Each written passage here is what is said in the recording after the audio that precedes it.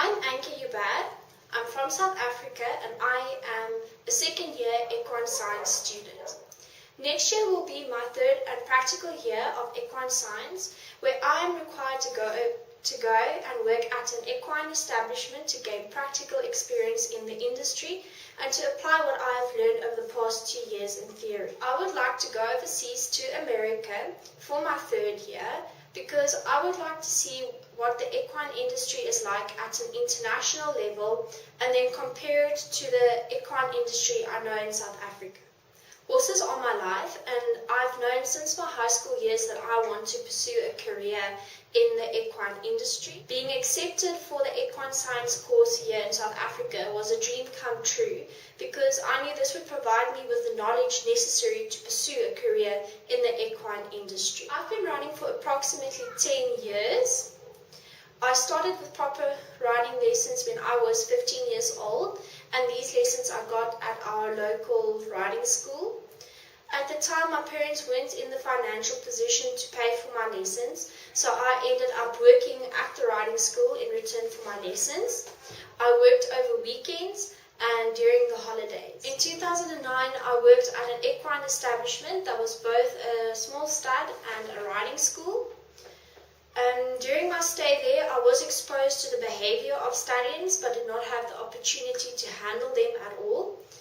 And unfortunately, during my stay there, I did not get to see their breeding procedures or foaling. However, I was involved in the daily exercise of the mares and geldings, and I did both lunging and schooling. I had the opportunity to back my first horse. They had a 5-year-old Arabian mare that they had difficulty in backing. I believed that I knew what it took to get this mare under saddle, and so got permission to work with her for a couple of months.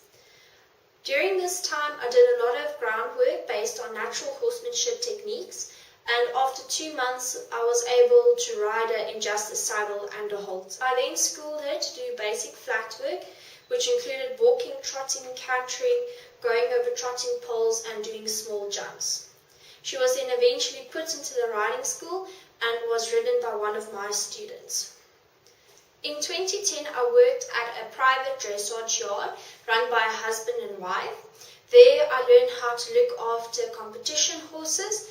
This included grooming, show prep, bathing horses, lunging horses, being a show groom at shows, tucking up horses for both the owners and their clients, and helping out with the schooling and training of youngsters. During this time, I got lessons on one of their school masters, which improved my riding skills, and I also had the opportunity to compete in a few small shows. In 2011, I started my equine science studies, and during this time, I helped out at a local riding school. There, I helped with the schooling of the ponies and giving riding lessons. Maternity leave, I was left in charge as the stable manager and had to do everything from ordering food to paying bills to giving the riding lessons and making sure that everything ran smoothly. In 2011, I also exercised endurance horses for a local rider, and this I did on a part-time basis over weekends. In 2012, I ran a small private livery yard for a lady. I was basically the stable manager and had to do everything. I recently got asked by our local vet to be part of his assistant team to help him castrate 24 warm blood stallions.